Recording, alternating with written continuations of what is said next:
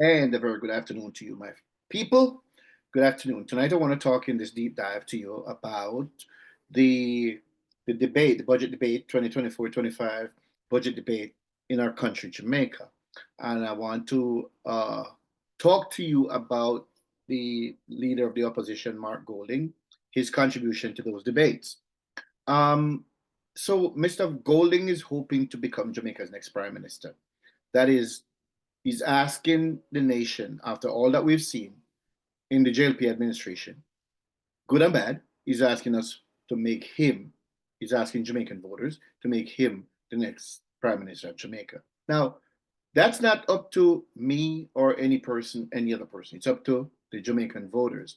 Uh, it's up to the Jamaican electorate to decide if they want to trade what they have right now for something, for promises, something they have not seen. And let's be reasonable.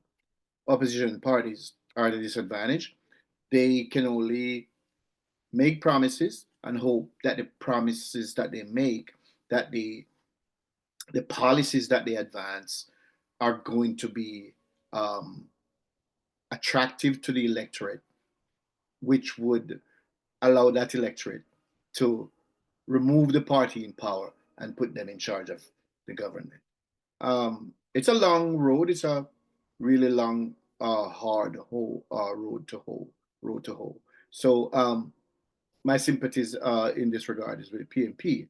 Now, tonight, before we go any further, I want to ask you, please, uh, like our video, um, leave us a comment, share the content, share the videos, please, and please subscribe to our channel. Subscribe to our channel. Leave us a comment, give us a like, please, and share the videos. I hate asking you to do it, but it's important. It's really important, or I wouldn't ask you. And most importantly, I want to hear from you. I want to really, really hear from you. Tell me if you disagree with everything I'm saying or you disagree with some of it. I want to hear from you. I want to get that dialogue going. So now, Mr. Golding, contribution. Um, Look, before I make any comment on the leader of the opposition's perspectives and in his contribution to the debate, I'm just going to listen and ask you to bear with me. I'm going to sit here, I'm going to shut up, and I'm going to ask you to listen to a part of it because most Jamaicans, a lot of Jamaicans sometimes don't get to listen to it. And there's a huge Jamaican uh, part of the Jamaican population here that do not keep in touch or are not in tune out here in the diaspora. So I'm going to shut up and I'm going to ask you to make the decision rather than me imposing on you my point of view. So before I do that, though, before I give you a listen to the leader of the opposition, I'm going to ask you to remember that Jamaica's most important foreign exchange earner is tourism, number one. Number two, Jamaica's second most important uh, foreign exchange earner is remittance. Those are really fickle, right? So tourists have to keep coming, and we don't even the country doesn't even benefit writ large from the tourism dollar per se. It's just basically taxes because most of the hotels are owned by foreigners. So the money comes in, money goes out. The really, really important part of the this scenario is the money that people send back to Jamaica to their loved ones in whatever form from wherever they are in the world. Now, those are really, really fickle. Now, the number one problem plaguing Jamaica right now is crime. I want you to just follow me. The number one issue plaguing our country is crime. And truth is the number I want to be fair to the opposition leader. Before the opposition leader today, before he mentioned anything about crime, he spent 1 hour, 17 minutes and 38 seconds on platitudes. Platitudes. Wash, rinse, recycle. Yeah. On platitudes. I'm trying to be very deliberate about and very deliberative about what I say because I don't want to come off as political.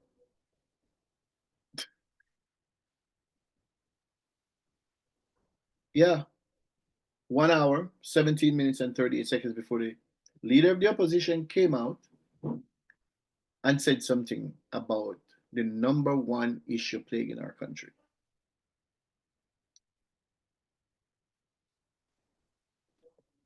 So right now, I'm going to stop talking. I'm going to let the Honorable Mark Golding speak, and let's hear what he has to say. I'm just going to sit here. Legislation targets known vicious purveyors of criminal violence across Jamaica and brings them to justice, including through a court-supervised process of pre-charge detention that targets persons on whom there's credible intelligence to facilitate building viable cases that can result in a successful prosecution. Due process is critical here, and that is why it must be a court-supervised process.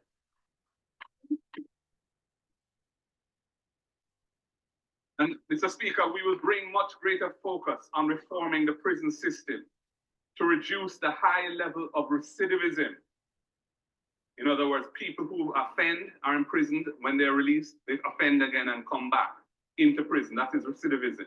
We need to reduce the high level of recidivism, which is very high in Jamaica, some 40%, I believe, by rehabilitating offenders to become productive citizens rather than reoffenders. All right.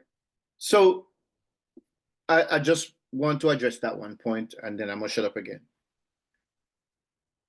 It's always a good idea if we could rehabilitate offenders.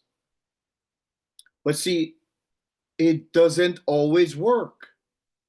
What Mark Golding is talking about right here is not the kind of rehabilitation that would cause interested parties in prison to get some education, learn a skill, or anything like that. It is to lower the bar so that even the most violent criminals can get out of jail free card. I am not opposed to people having a second chance. But the most violent offenders in our country, they need to be locked away and the keys secured somewhere. The problem of the PNP continues to be its approach as it regards violent crime continues to be a criminal-focused, criminal-centered approach. We cannot afford that anymore in Jamaica.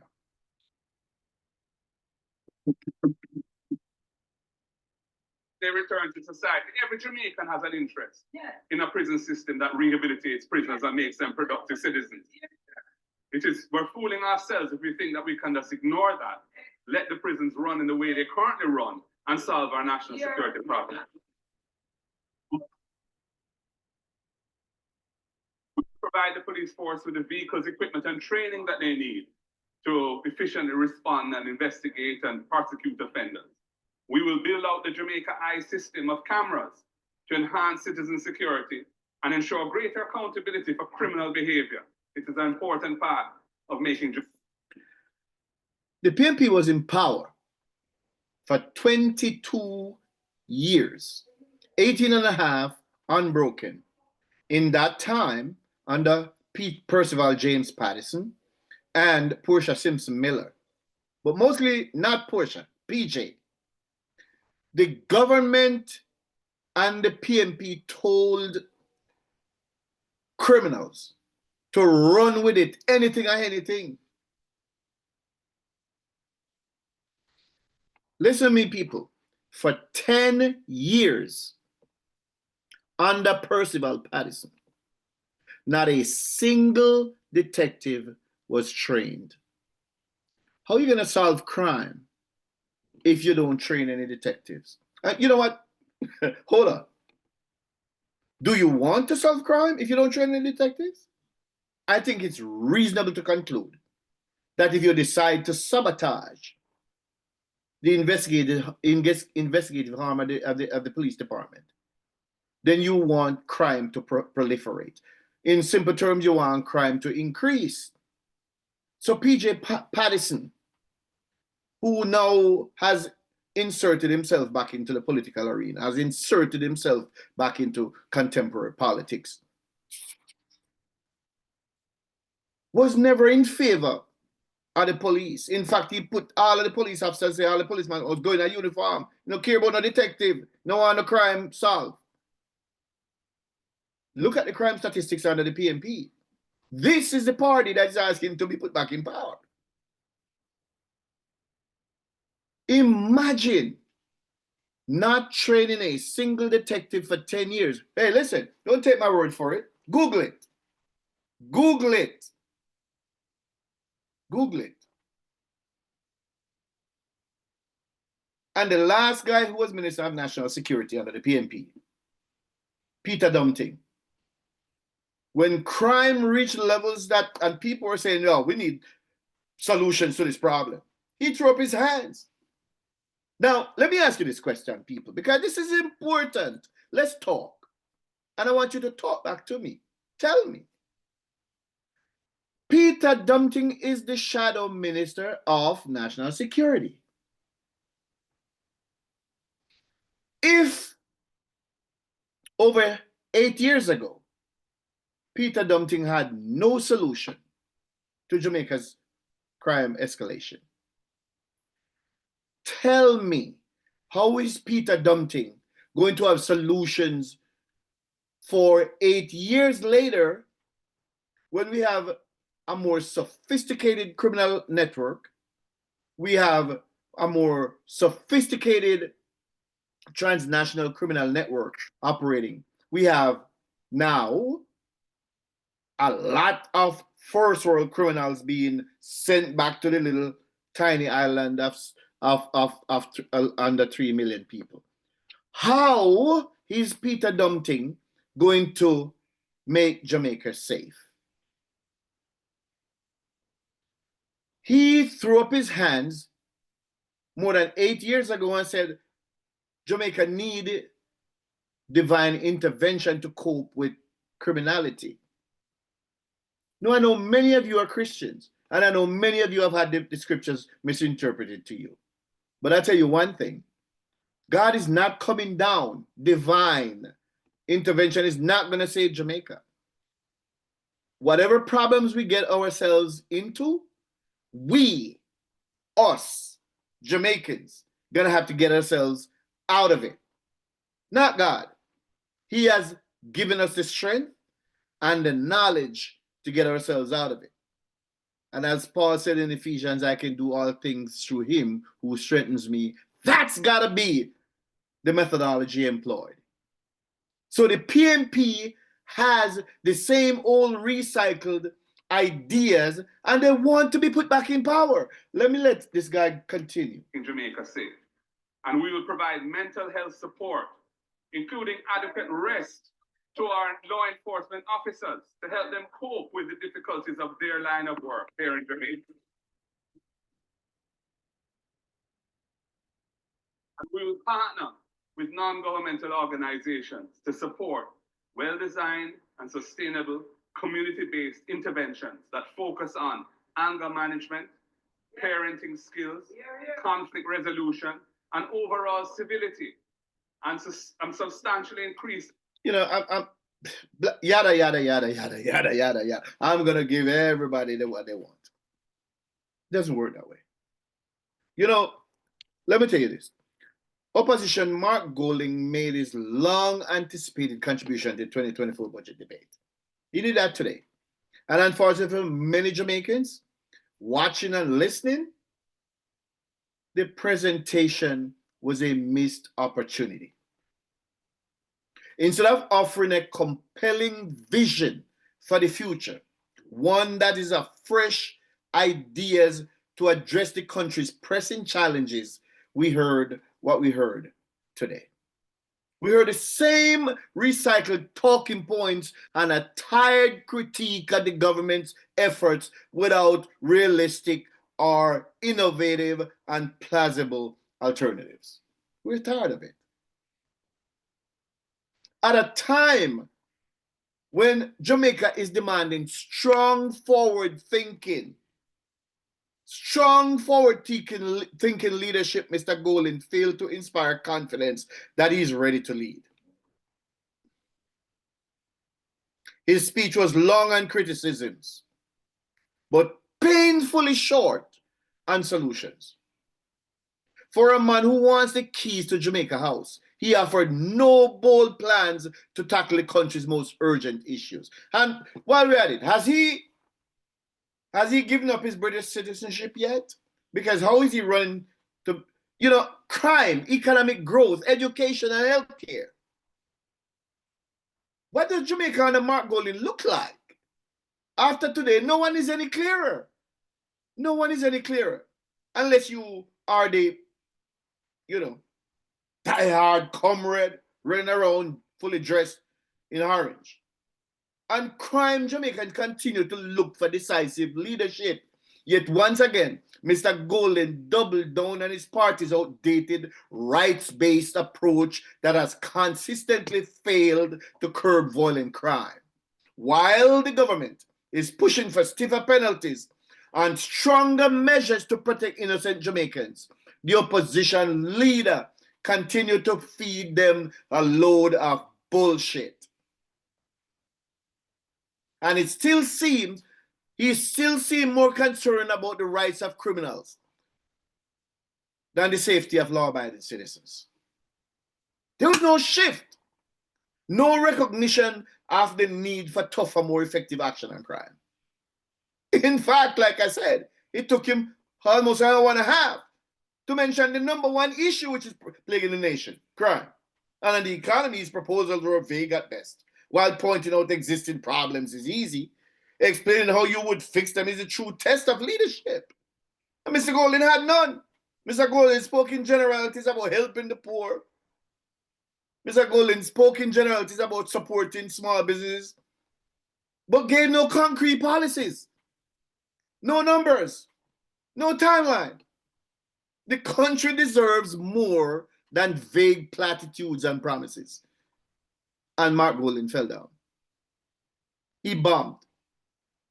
He flopped in plain Jamaican parlance.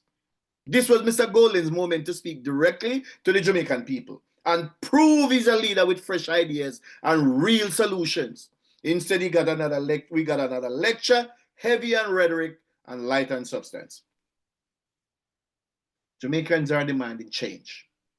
But today's presentation felt like more of the same. That's not change. The PNP is still referring to each other as comrades.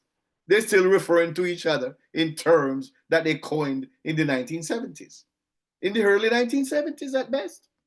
As the nation heads towards election, the question for Mr. Golding is simple. Why should Jamaicans choose you after today's presentation?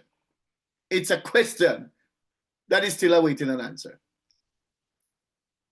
Like this channel, please. Share the videos. Give us a like. And please, leave us a comment. Leave us a comment and subscribe. Thank you very much. This has been The Deep Dive, and I will talk tomorrow. Thank you.